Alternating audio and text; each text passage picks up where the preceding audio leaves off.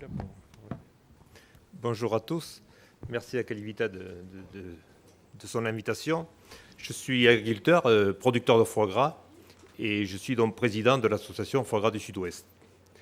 Et donc, par rapport à l'exposé, j'ai une première interrogation au niveau des IGP.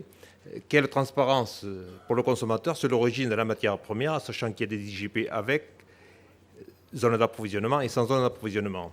Mais j'aborderai ça à la fin de mon exposé. Pour l'instant, je vais vous parler de l'IGP Foie Gras à Canard du Sud-Ouest, qui est un bel exemple de dynamisation du territoire à partir de l'association Production et Transformation. Il faut appuyer ? Non, là ? Okay. Donc, dans le Sud-Ouest, c'est une région de polyculture et élevage avec des exploitations de petite taille, et c'est une région qui a beaucoup développé les signes de qualité, puisque nous avons 225 productions sous signes de qualité. Par rapport à l'obtention de l'IGP au niveau du foie gras, il faut savoir que la production de foie gras dans la région est très ancienne. Il y a plus de 2000 ans qu'on fait du foie gras dans le Sud-Ouest. Et à partir des années 50, il y a un certain nombre de transformateurs qui ont commencé à acheter du foie gras dans les pays de l'Est pour le transformer dans le Sud-Ouest en mettant sur les étiquettes « transformé dans le Sud-Ouest ». Donc ça a démarré dans les années 50 et dans les années 90, ça a commencé à prendre de l'ampleur. Et c'est là où les producteurs ont réagi en disant ça suffit parce que ça faisait baisser les prix dans le Sud-Ouest et on avait le sentiment d'être un peu trahi au niveau de l'utilisation du terme Sud-Ouest, puisque les conservateurs pouvaient mettre sur leurs produits transformés dans le Sud-Ouest. Donc c'est là où on a créé une association entre les producteurs et les entreprises, et on a déposé un dossier pour obtenir une IGP qu'on a obtenu en 2000, et nous avons eu une opposition d'un opérateur. Et la Cour de justice de l'Union européenne a définitivement tranché en faveur de l'IGP en 2003. Donc voilà, ça fait 11 ans que nous avons l'IGP. Alors voilà l'aire géographique de production et de transformation. C'est le Sud-Ouest, avec 14 départements. Au niveau de l'association, il y a un collège production avec des éleveurs et des gaveurs, qui peuvent être associés à une organisation ou être indépendants. Nous en avons 2250 adhérents. Oui, 2228, voilà, exactement. Au niveau de l'aval, nous avons les entreprises et les abattoirs, les découpeurs et les entreprises de transformation. Et nous avons 94 entreprises, avec des tailles d'entreprises très différentes. Nous avons des conserveurs à la ferme qui font 1000 canards par an. Et nous avons des entreprises qui peuvent faire 4 millions de canards par an. Donc il y a un large panel au niveau de la transformation. Le chiffre d'affaires de l'IGP Foie Gras du Sud-Ouest, en 2010, c'est 447 millions d'euros, et avec une progression de 18% en 2010. Et c'est un des premiers groupements IGP en valeur au niveau de l'Union européenne. Donc vous voyez la production de canards.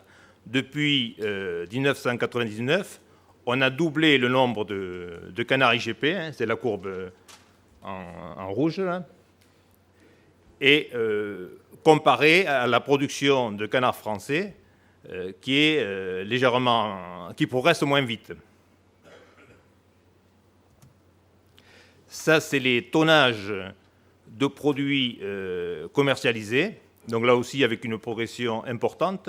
Et dans les tonnages de produits commercialisés, il y a le foie gras, bien sûr, mais il y a tous les produits, le magret, les confits et les produits frais. Un autre graphique qui vous montre l'importance de la production IGP en canard, qui fait 57% de la production nationale. Alors, au niveau de l'information du consommateur et de la protection du consommateur, donc effectivement, seuls les produits qui respectent le cahier des charges peuvent utiliser le terme géographique dans leur étiquette et sur la publicité. Et cette démarche, bien sûr, elle est contrôlée par des organismes certificateurs. Et au niveau de l'association, nous avons mis en place plusieurs éléments, parce que toutes les étiquettes utilisés par nos opérateurs sont contrôlés par l'association. Donc vous avez la charte graphique à gauche, IGP Canard à foie gras du Sud-Ouest. Nous avons une marque collective de certification, avec la carte de France et le Sud-Ouest en rouge. Et vous avez un exemple d'étiquette qui rassemble toutes les informations avec l'obligation d'inscrire. On a une obligation de mentionner une taille certaine au niveau de l'origine. Donc vous voyez que tout ça, c'est réglementé. Enfin, on le valide au niveau de l'association. Et les termes protégés au niveau du Sud-Ouest, nous avons 7 termes protégés, Chalosse, Gascogne, Gers, Landes, Périgord et Quercy, avec le même dossier. Donc ça a permis de la défense du patrimoine et de la culture gastronomique du Sud-Ouest, parce que quand on interroge les habitants du Sud-Ouest, quand on leur demande quel est le produit que vous associez le plus à la région Sud-Ouest, à 67%, ils répondent le foie gras. Donc il y a une très forte identité culturelle entre ce produit gastronomique et la population. Donc ça a permis de maintenir et de préserver les savoir-faire locaux, la continuité de la tradition sur l'aire géographique protégée, le maintien de la production et de la transformation sur le territoire. Et bien sûr l'enrichissement et le maintien du tissu rural, puisque nous avons à peu près 20 000 emplois directs ou indirects liés à cette production. Et le fait de lier la production et la transformation a généré des investissements importants dans la région. Toutes les entreprises ont investi, ainsi que les producteurs, pour développer la production. Et donc aujourd'hui, les centres de décision de la production de foie gras français sont dans le Sud-Ouest. L'IGP, ça permet aussi d'avoir une protection efficace en termes juridiques. Là, donc nous suivons régulièrement des dossiers qui peuvent se régler à l'amiable, mais aussi quand l'opérateur ne veut pas observer nos observations, nous faisons des procès. Donc nous avons un exemple ici, où une entreprise utilisait dans sa raison sociale un terme protégé qui est le Périgord. Donc, il avait une raison sociale volaille du Périgord, et avec cette raison sociale, il vendait des produits du canard qui n'étaient pas IGP.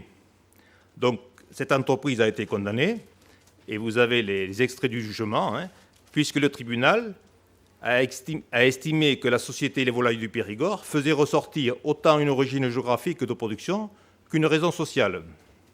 Et le tribunal a considéré que l'utilisation de la raison sociale sous cette forme était de nature à introduire une confusion dans l'esprit du consommateur et à affaiblir la notoriété de l'IGP Canard à foie gras du Sud-Ouest.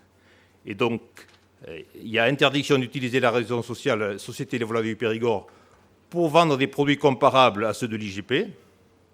Et il y a interdiction de déposer un nom de domaine comportant la mention d'une région entrant dans l'aire géographique de l'IGP pour les produits relevant de cette dernière. Donc vous voyez qu'il y a une protection juridique efficace. L'IGP, c'est une protection juridique efficace par rapport au détournement de l'autorité. Au niveau communication, nous avons investi 7 millions d'euros dans la communication depuis 2003, en participant à des programmes européens. Donc, nous avons eu un premier programme tout seul, de juillet 2003 à juillet 2006, et un programme collectif dans le cadre de l'Association française des indications géographiques de 2006 à 2009, avec des insertions presse, des relations publiques, des salons événements.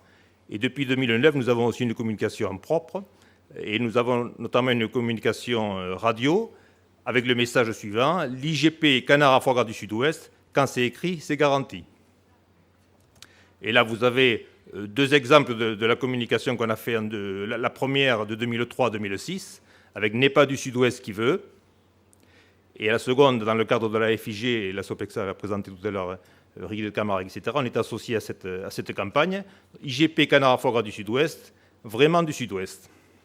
Et nous sommes très satisfaits de ces plans de communication. D'ailleurs, nous avons aussi des contrôles pour savoir si nous avions bien utilisé les fonds européens. Donc, on n'a pas eu de soucis à ce niveau-là. Donc, je voudrais intervenir sur la confusion pour le consommateur sur ce que garantit une IGP. Il me semble que le consommateur souhaite l'origine des produits qu'il achète. Il a une connaissance insuffisante des signes de qualité européenne. D'ailleurs, la Cour des comptes européenne vient de le dire dans son rapport, qu'il y avait une méconnaissance totale. Et moi, je crois qu'aujourd'hui, il y a un risque de confusion pour le consommateur sur ce que garantit une IGP, puisque nous avons des IGP avec uniquement une zone de transformation et des IGP avec une production et une transformation associées. Et spontanément, le consommateur pense qu'un produit revendiquant un terme géographique est produit et transformé dans l'aire géographique. Alors, comment expliquer aux consommateurs ces IGP à deux niveaux, au niveau européen?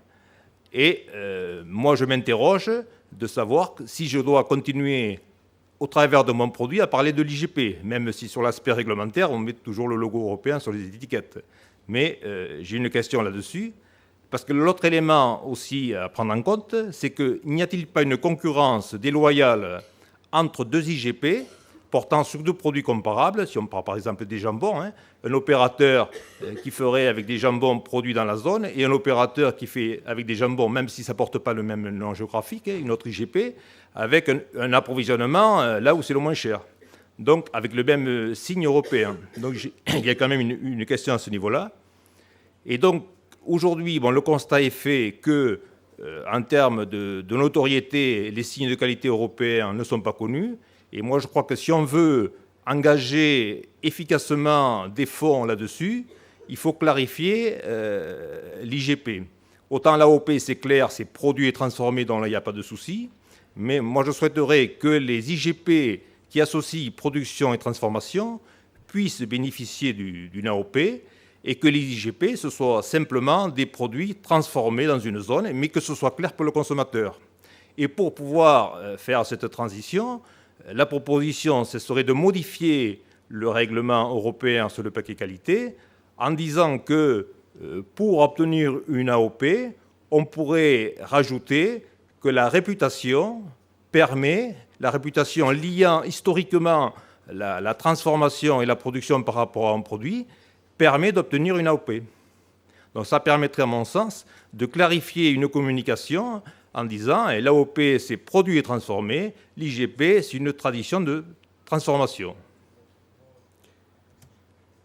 En conclusion, les signes de qualité européens, IGP, AOP, sont des outils très forts pour renforcer le développement des productions dans les terroirs. Ça amène de la valeur ajoutée dans les terroirs sans aide européenne, ça c'est important dans le contexte budgétaire actuel. C'est vraiment des outils forts pour développer les territoires, notamment quand on associe production et transformation. Ils sont très efficaces en matière de défense juridique, mais moi je souhaiterais qu'on puisse clarifier notamment le signe IGP par rapport à ces aspects-là. Je vous remercie de votre attention.